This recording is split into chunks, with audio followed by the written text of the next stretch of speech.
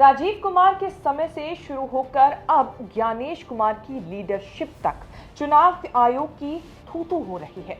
हालात ऐसे बने हैं कि विपक्ष के नेता राहुल गांधी डंके की चोट पर देश की राजधानी में प्रेस कॉन्फ्रेंस करते हैं और आरोप लगाते हैं कि चुनाव आयोग वोटों की चोरी कर रहा है। इस वक्त ज्ञानेश कुमार मुख्य चुनाव आयुक्त हैं, उनके साथ संधू चुनाव आयुक्त हैं, तीसरे चुनाव आयुक्त हैं विवेक जोशी, जिन्होंने फरवरी 2025 में ज्वाइन किया। जोशी लोकसभा चुनाव के वक्त चुनाव आयोग में नहीं थे, इसीलिए विवादों से बचे हुए हैं। लेकिन विपक्ष के सीधे निशाने पर बने हुए हैं सीईसी ज्ञानेश कुमार। पीसी करके ज्ञानेश कुमार ने भी चुनाव आयोग और अपना पक्ष रख दिया और राहुल गांधी के आरोपों पर उल्टे सवाल दाग दिए।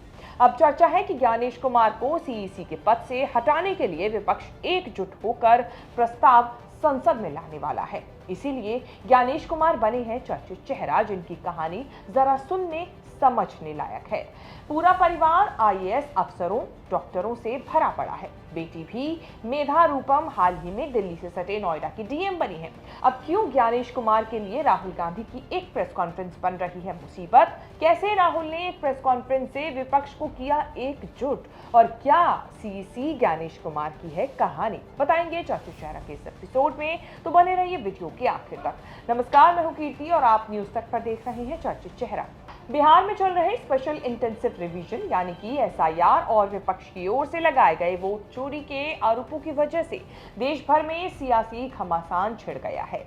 सीईसी ज्ञानेश कुमार ने 7 अगस्त को हुई राहुल गांधी की प्रेस कॉन्फ्रेंस के 10 दिन बाद अपनी प्रेस कॉन्फ्रेंस कर विपक्ष के सवालों का जवाब दिया और वोट चोरी के आरोपों को निराधार बताया। साथ ही बिना नाम लिए राहुल गांधी को हलफनामा दायर करने या देश से माफी मांगने की बात कही, जिसके बाद विपक्ष और चुनाव आयोग आमने सामने आ गए हैं।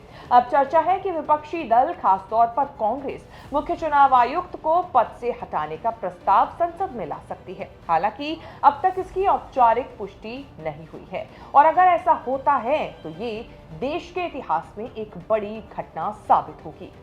यूं तो विपक्ष लंबे समय से ईवीएम और चुनाव आयोग को लेकर तरह तरह के दावे करता रहा है, लेकिन ज्ञानेश कुमार पर निशाना जो है वो साधने तब शुरू हुए जब राहुल गांधी ने चुनाव आयोग पर वोट चोरी के आरोप लगाए और एक एक कर इसके उदाहरण दिए।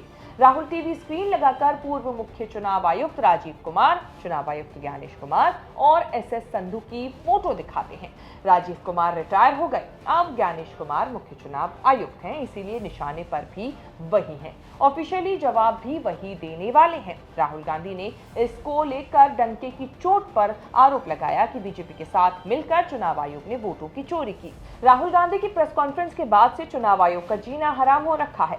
ऐसे में चर्चा है कि विपक्षी दल, खासतौर पर कांग्रेस, मुख्य चुनाव आयुक्त ज्ञानेश कुमार को पद से हटाने का प्रस्ताव संसद में ला सकती है। ज्ञानेश कुमार अब चुनाव आयोग में सबसे बड़े सीनियर और मुख्य चुनाव आयुक्त हैं, इसीलिए वही तय कर रहे हैं how to handle all this. Rajiv Kumar के समय से शुरू होकर अब ज्ञानेश कुमार की लीडरशिप तक में जो चुनाव आयोग की थू-थू हो रही है वो चर्चा में बनी हुई है। ज्ञानेश कुमार की कहानी जरा सुनने समझने लायक है। पूरा परिवार आईएएस अफसरों, डॉक्टरों से भरा पड़ा है।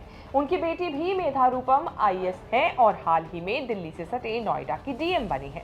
देश के सबसे क्वालिफाइड ब्यूरोक्रेट्स में रहे ज्ञानेश कुमार इतना पढ़े, इतनी डिग्रियां ली कि पूछिए ही मत। आईआईटी कानपुर से सिविल इंजीनियरिंग में बीटेक किया, institute of chartered financial analytics of India से बिजनेस फाइनेंस की डिग्री ली, फिर हार्वर्ड यूनिवर्सिटी से एनवायरमेंटल इकोनॉमिक्स में डिग्री ली। इतना सब करने के बाद ज्ञानेश कुमार ने 1988 में आईएएस की सरकारी नौकरी करने के लिए सिविल सर्विसेज की सबसे कड़ी परीक्षा पास की।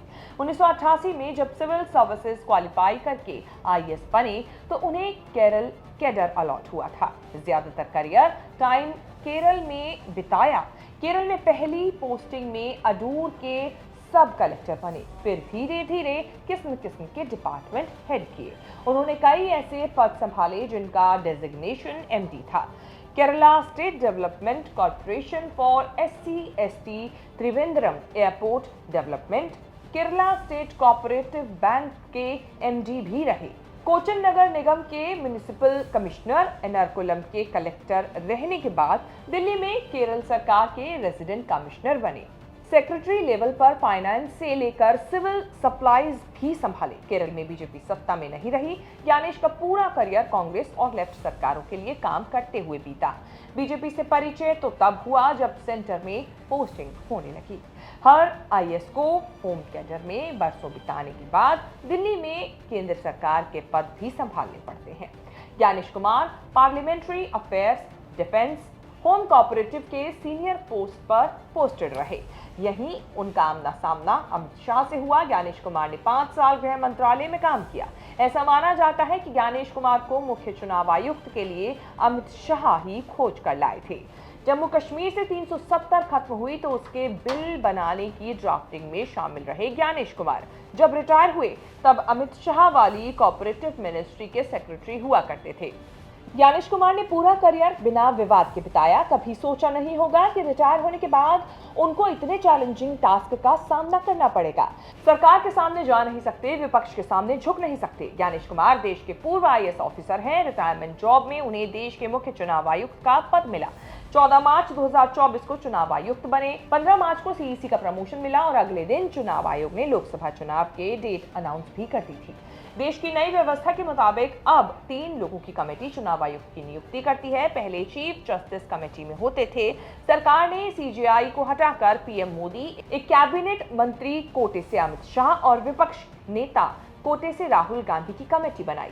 कमेटी में सरकार का पलड़ा 2-1 से भारी रहता है। जिस कमेटी ने ज्ञानेश कुमार को चुना उसमें राहुल गांधी भी ऑफिशियली शामिल थे। जब मीटिंग में ज्ञानेश कुमार को मुख्य चुनाव आयुक्त बनाने का फैसला लिया जा रहा था उसमें राहुल गांधी भी गए थे, लेकिन उन्होंने नियुक्ति का विरोध किया था। राहुल गांधी ने सवाल उठाया था कि नियुक्ति में सुप्रीम कोर्ट के आदेश का उल्लंघन हो रहा है। सरकार ने चुनाव आयुक्तों की नियुक्ति का जो कानून बनाया था उसके खिलाफ सुप्रीम कोर्ट में सुनवाई हो रही थी। सुप्रीम कोर्ट ने स्टे लगाने से मना किया था, लेकिन केस चल रहा था। राहुल ने इसी आधार पर ज्ञानेश कुमार की नियुक्ति का विरोध किया था। हालांकि सरकार परंपरा के हिसाब से चली। सीईसी के रिटायरमेंट के बाद सबसे सीनियर चुनाव आयुक्त को सीईसी बनाया गया, लेकिन सब कुछ नए कानून के हिसाब से सेट हुआ। अब 7 अगस्त को हुई राहुल गांधी की एक प्रेस कॉन्फ्रेंस ने देश की राजनीति में सनसनी मचाई हुई है। राहुल को लड़ना है बीजेपी से।